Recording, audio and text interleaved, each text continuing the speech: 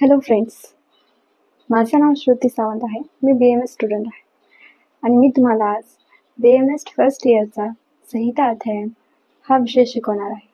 त्यामधला आज आपण फर्स्ट चॅप्टर आयुष्कामी अध्याय हा शिकूया. तर बघा, आपण सर्वात पहिले बघू आयुर्वेद अवतरण. तर आयुर्वेद अवतरण हे याचं पहिले श्लोक बघूया.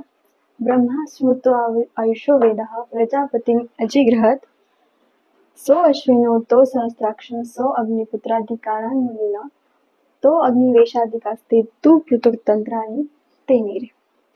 या श्लोकामध्ये आयुर्वेद हा आपल्या पृथ्वीवर आपल्याला कसा प्राप्त झाला, कसा अवतरला आहे त्याबद्दल सांगितले आहे.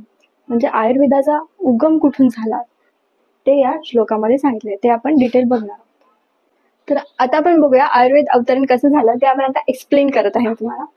तर सर्वात पहिले आयुर्वेद अवतरण, जे आयुर्वेद जे आहे हे सर्वात पहिले कुठून आलं असणार. आपण त्याचा कधी पण आपण विचार करतो की आयुर्वेद हे त्याचा उगम कुठून झाला असेल. त्याचा आन्सर आहे ब्रह्मदेव. जे ब्रह्मदेव होते तर ते जेव्हा चिंतन करत होते तर त्यांना आयुर्वेदाचे स्वतःहून स्मरण झाले. त्याच्यामुळे श्लोकामध्ये असं लिहिलंय ब्रह्मदेव स्मृत्वा, म्हणजे ब्रह्मदेवाला स्वतःहून आयुर्वेदाचे स्मरण झाले, त्यांना स्वतःहून आयुर्वेदाचे ज्ञान झाले. मग हे ज्ञान आता आपल्याला ज्ञान प्राप्त झाले तर आपण ते ज्ञान ऑब्व्हियसली दुसऱ्यांपर्यंत पोहोचवतोच, कारण ते ज्ञान जर दुसऱ्यांच्या कल्याणासाठी असेल तर आपण का नाही करणार. तसेच ब्रह्मदेवाने हे जे आयुर्वेदाचे ज्ञान आहे ते खूप युजफुल आहे. त्यामुळे हे ज्ञान त्यांनी दक्ष प्रजापती यांना दिले. तर नंतर दक्ष प्रजापतींनी ते ज्ञान अश्विनी कुमाराला दिले. आता अश्विनी कुमाराला का दिले, कारण अश्विनी कुमार हे दोघं जुळे भाऊ आहेत. तर यामुळे आणि यांना जे देव आहेत तर त्यांचे वैद्य म्हटले आहे. अश्विनी कुमार हे कोण असतात, देवाचे वैद्य. इथं ब्रॅकेट मध्ये लिहिते मी.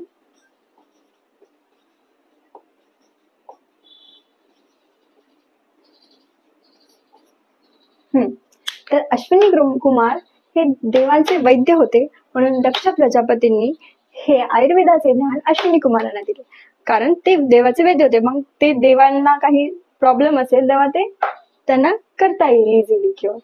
तर मग नंतर अश्विनी कुमारांनी हे ज्ञान इंद्रदेवाला दिले. नंतर इंद्रदेवांनी हे ज्ञान भारद्वाज ऋषींना दिले. आता भारद्वाज ऋषी यांना ज्ञान का दिले, कसं दिले ते आपण माहित करून घेऊया. काय झालं होतं, पृथ्वीवर त्या टाइमाच्या वेळेस एक महामारी पसरलेली होती. सपोज की लोक आजारी पडत होते, मरत होते आणि त्यांना समजत नव्हतं की हे का होतंय, हे आजार अशी गोष्ट हे त्यांना माहीतच नव्हती. ठीक आहे. तर मग काय झालं, ते ऋषी आधीच्या काळात ऋषी होते खूप, तर त्यांनी काय केलं, जे महान ज्ञानी ऋषी होते तर त्यांनी एक सभा बसवली की पृथ्वीवर खूप माणसं मरत आहेत, आजार बसत आहेत वेगवेगळे, याचा उपाय आपल्याला तर माहित नाही. तर मग त्याच्यामुळे त्यांनी डिस्कशन केलं आणि त्या डिस्कशन मधून असं झालं की हा निष्कर्ष आला की भारद्वाज ऋषी हे जातील देव इंद्रकडे. कोणाकडे जातील, इंद्रदेवाकडे, आणि त्यांच्याकडून या समस्येवर काहीतरी तोड काढण्यासाठी, म्हणजे विचारण्यासाठी भारद्वाज ऋषी इंद्राकडे जातील. मग तसंच झालं, त्यांचं ठरलं. मग भारद्वाज ऋषी हे गेले स्वर्गामध्ये आणि तिथे ते इंद्रदेवाला भेटले. त्यांना सांगितलं की तेव्हा आमच्या पृथ्वीवर सगळं हे होत आहे, आम्हाला काहीतरी उपाय सांगा त्याच्यावर. मग तेव्हा इंद्रदेवाने हे जे आयुर्वेद आहे हे कोणाला दिले, भारद्वाज ऋषींना. आणि त्यानंतर हे भारद्वाज ऋषी जेव्हा पृथ्वीवर आले तेव्हा त्यांनी हे जे आयुर्वेद आहे, आयुर्वेदाचं ज्ञान आचार्य काश्यप, धन्वंतरी दिवोदास, पुनर्वसु आत्रेय यांना दिले. आणि नंतर पुनर्वसु आत्रेय यांनी अग्निवेश, हरित चारपाणी, भेल, चतुकर्ण, पराशर, तुडबल हे त्यांचे 6 शिष्य होते. त्यांना पुनर्वसु आत्रेयांनी आयुर्वेदाचे ज्ञान दिले. तर मग आता हे वेगवेगळ्या ऋषींना ज्ञान दिले. आता हे 3 गट होते ऋषींचे. मग आता यांनी आपापल्या हिशोबाने संहिता लिहिल्या. तर नेक्स्ट आपण बघणार आहोत अष्टांग आयुर्वेद. पहिले आपण आयुर्वेद अवतरण बघितलं, आता आपण नेक्स्ट पॉइंट बघूया अष्टांग आयुर्वेद. आता याचा श्लोक असा आहे, काय बालग्रह ऊर्ध्वांग शल्यद्रष्टा जरावृषाना अष्टांगानी तस्याहो चिकित्सा येषो संश्रिता. आता या श्लोकाचं म्हणणं असं आहे की काय, बाल, ग्रह, ऊर्ध्वांग, शल्य, दंष्ट्रा, जरा आणि वृषा हे जे 8 आपल्याला सांगितले आहेत, हे जे 8 आहेत यांना काय म्हणतात? अष्टांग. म्हणजे हे जे 8 गोष्टी आहेत तर ह्या सगळ्या ज्या आयुर्वेद आहे त्याचे हे 8 अंग मानलेले आहेत. अंग मीन्स काय की त्यांचे इम्पॉर्टंट घटक की या 8 गोष्टींलाच आयुर्वेद असे म्हणतात. कारण नाहीतर मग या 8 गोष्टींपासूनच आयुर्वेद हा बनलेला आहे. तर ह्या 8 ज्या गोष्टी आहेत म्हणजे हे जे अष्टांग आहेत तर हे आयुर्वेदामध्ये खूप इम्पॉर्टंट आहे. कारण आयुर्वेदामध्ये ह्याच गोष्टींबद्दल सांगितलेलं आहे आणि आपल्या जे डेली लाईफमध्ये जे आपल्याला युजफुल गोष्टी आहेत तर त्या ह्या 8च गोष्टी आहेत. म्हणजे हे आयुर्वेदामध्ये इतकं डिटेल सांगितलेलं आहे की प्रत्येक गोष्टीचं त्यांनी त्याच्यावर चिकित्सा, त्याचे उपाय हे सगळे सांगितलेले आहे. तर सगळ्यात फर्स्ट बघूया आपण काय चिकित्सा. आता काय चिकित्सा याचा अर्थ काय आहे? Inner medicine. आपल्या सोप्या लँग्वेजमध्ये इनर मेडिसिन म्हणजे काय की आपल्याला जे आजार होतात, जे डेली लाईफचे आजार आहेत, जसं की सपोज प्रमेह असेल. प्रमेह म्हणजे काय? डायबिटीज. प्रमेह, अतिसार मीन्स लूज मोशन. तर यांच्याविषयी त्यांनी विस्तृत चिकित्सा सांगितली आहे. चिकित्सा मीन्स त्याच्यावर उपचार सांगितले आहेत है ना. त्याचे उपचार कसे की अतिसार झाल्यावर लिक्विड फूड हवे हे, किंवा काय काय करायला पाहिजे, कोणत्या औषधी दिल्या पाहिजे, कोणते द्रव्य दिले पाहिजेत हे पण सांगितलं. प्रमेह पण आयुर्वेदामध्ये बरा केला जाऊ शकतो. तर हेच आहे जे इनर मेडिसिन आहे, हे बॅकबोन आहे अष्टांग आयुर्वेदचं. Kaya Chikitsa is a very important branch of Ashtanga Ayurveda. Then नंतर आहे बाल मीन्स काय? पेडियाट्रिक्स. आपल्या सगळ्यांना पेडियाट्रिक्स माहितच आहे. पेडियाट्रिक्स मीन्स जे बालक असतात, जे शिशु असतात, ते जेव्हा गर्भधारणा होते स्त्रीला तर तेव्हापासून ते वयाच्या 16व्या वर्षापर्यंत त्याचे बालकाची जी डेव्हलपमेंट होते, त्याचा जो आहार असायला पाहिजे, त्याचा जो विहार म्हणजे तो कशा वातावरणात राहिला पाहिजे, त्याची कशी काळजी घ्यावी, त्याचं कसं पोषण त्याला भेटलं पाहिजे, काय काय त्यांनी न्यूट्रिशन घेतलं पाहिजे, या सर्वांबद्दल जी माहिती असते ती बाल या ब्रांचमध्ये येते. परत सोबतच त्याचे लहानपणापासून म्हणजे शिशु अवस्थेपासून ते 16 वर्षापर्यंत त्यांना वेगवेगळे जे आजार होतात. आता जे बालक असतात त्यांचे आजार काही हे डिफरंट असतात, कारण ते त्यांची इम्युनिटी इतकी स्ट्रॉंग नसते ॲज कम्पेअर टू अडल्ट. तर त्याच्यामुळे त्यांचे थोडे डील करण्यासाठी वेगळ्या पद्धती यूज करतात. तर मग त्या आजारांसाठी जे चिकित्सा सांगितली आहे ती या बाल ब्रांचमध्ये सांगितली आहे. देन नेक्स्ट आहे ग्रह मीन्स काय? डिमोनॉलॉजी मीन्स भूतविद्या, देव, असुर, गंधर्व इत्यादी होणारे मानसिक रोग. आता आधीच्या काळात कसं असायचं की सपोज कोणत्या पण मनुष्याच्या अंगात देव येतो ते ऐकलंच असेल, किंवा त्याला भूतबाधा झाली आहे, गंधर्व, असुर हे आपण ऐकतोच ह्या गोष्टी सगळ्या. तर हे काय होतं, त्याच्या मेंटली त्या माणसाला अनहेल्दी बनवतात. ठीक आहे आणि त्यासोबत त्याच्या सराउंडिंगच्या माणसाला पण अनहेल्दी बनवतात. तर मग त्याच्यातून बाहेर निघण्यासाठी जी चिकित्सा किंवा उपाय सांगितले आहे तर ते या ग्रह ब्रांच मध्ये सांगितले आहे. म्हणजे डिमॉनॉलॉजी मध्ये सांगितले आहे की या सर्वांपासून आणि जे मेंटल आपल्याला अनहेल्दी असतात, जे मेंटली अनहेल्दी पीपल असतात त्यांना ठीक करण्यासाठी ग्रह या शाखेत सांगितलेले आहे. त्यानंतर आहे 4th नंबरची ऊर्ध्वांग. आपण त्याला जनरली असं म्हणू शकतो सोप्या भाषेत ENT डिपार्टमेंट. आपण बघतो की हॉस्पिटलमध्ये असतं ENT डिपार्टमेंट. त्यामध्ये काय ट्रीट केलं जातं? Eyes, nose and throat.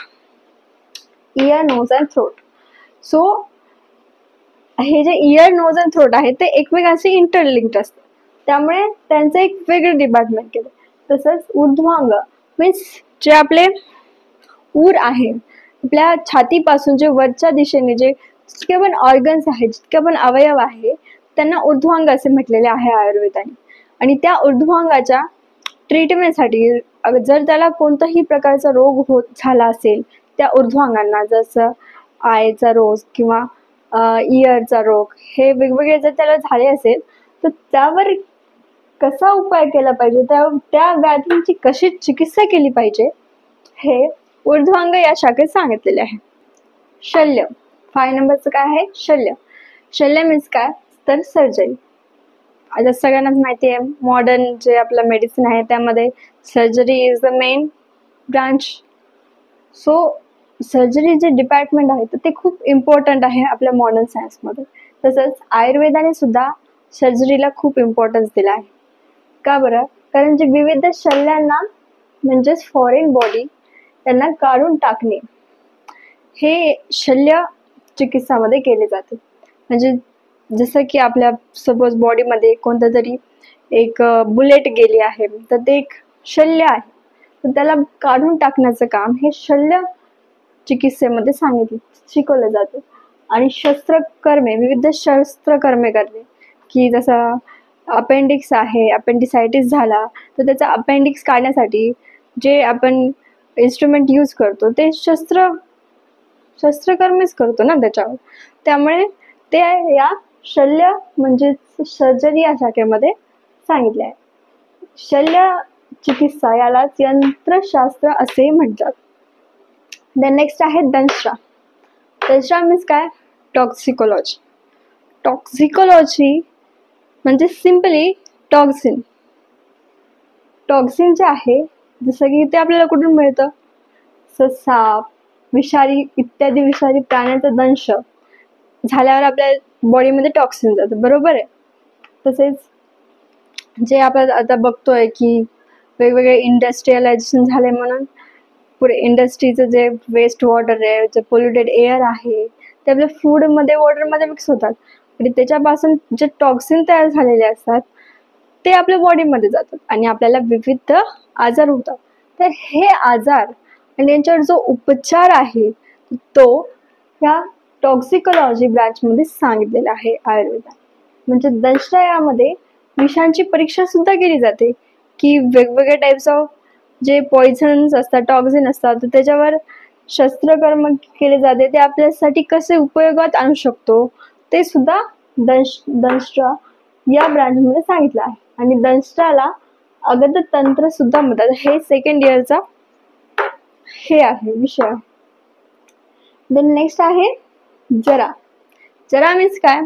जेडियाट्रिक्स. आता आपण पहिले बघितलं होतं बाल चिकित्सा, त्याला काय म्हणतात? पेडियाट्रिक्स.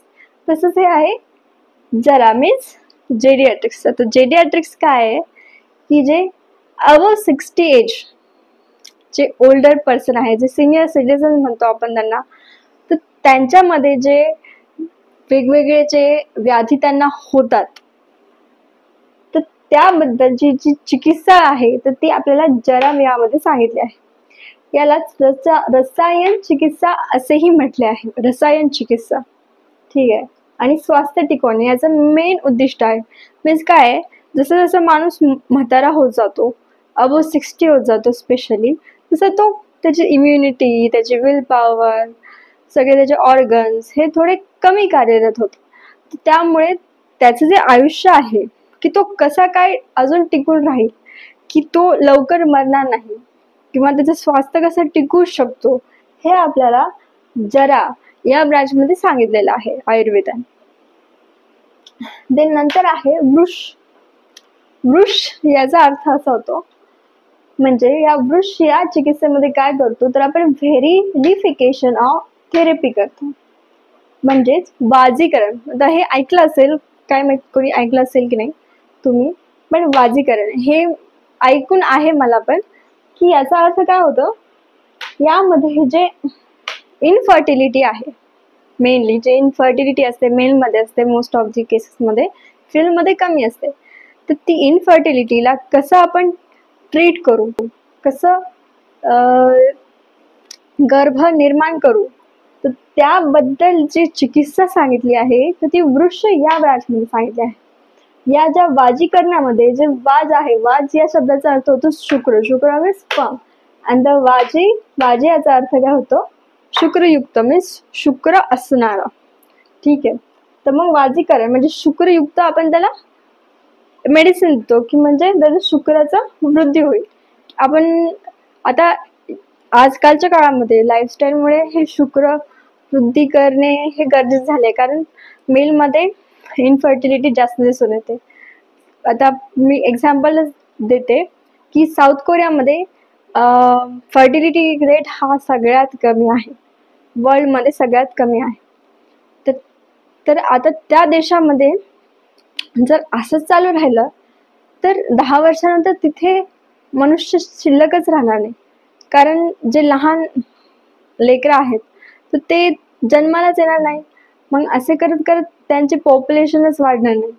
तर हे खूप मोठा इश्यू झाला आहे त्या कंट्रीमध्ये. त्याच्यामुळे वाजीकरणला सुद्धा आयुर्वेदाने खूप मोठे इम्पॉर्टन्स दिले आहे, आणि हा आयुर्वेद आपल्याला 500 वर्षापूर्वी सांगितलेला आहे. तर असे अष्टांग आयुर्वेद, त्याचे अंग जे काय बाल ग्रह होतो अंग शल्य दंश जरा औषाला, हे जे 8 अंग आहे, तर याची जी चिकित्सा आहे, याच्याबद्दलची जी चिकित्सा आहे ती आपल्याला अष्टांग आयुर्वेदमध्ये सांगितली आहे. थँक्यू. तर नेक्स्ट लेक्चरमध्ये आपण बघूया दोष आणि त्याबद्दलची इन्फॉर्मेशन.